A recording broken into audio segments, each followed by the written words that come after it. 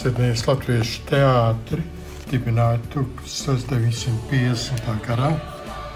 51. gadā bija pirmā izrāde Tīregpurs.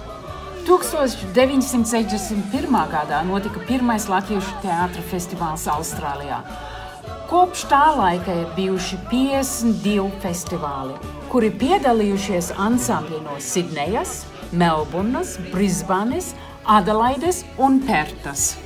Kopš izdevas Spārnotos gadus 2006.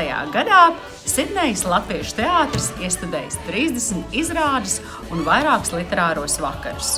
Izrādes notikušas ne tikai lielākajās pilsētās Austrālijā, bet arī Amerikā, Kanādā, Zviedrijā, Vācijā, Anglijā un, protams, Latvijā.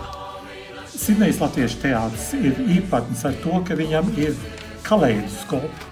Kaleidoskopi ir tādi, kur ir skeči, kur ir deja, kur ir dziesma, kur ir mūzika, kur ir viss, kas salikts kopā un kur mēs paķeram vietējo sabiedrību. Pirmais kaleidoskops notika 61. gadā, un īpaši ir tas, ka Latvijas Nacionālā teātra žurkas izrādes ir bāzētas uz Sidnejas Latviešu teātra kaleidoskopiem. Sidnejas Latviešu literārie vakari ir plaši pazīstami, un daži gadi pat reiz mēnesī mēs pulcējāmies Latviešu namā uz referātiem, dzejas un mūzikas priekšnesumiem, drāmas iestudējumiem. Mūsu pastāvēšanas laikā ir bijuši vairāk nekā 520 literārie vakari noturēti. No literāriem vakariem iznāca tāda pasākuma idejas kā kultūras dienas un rakstnieku dienas.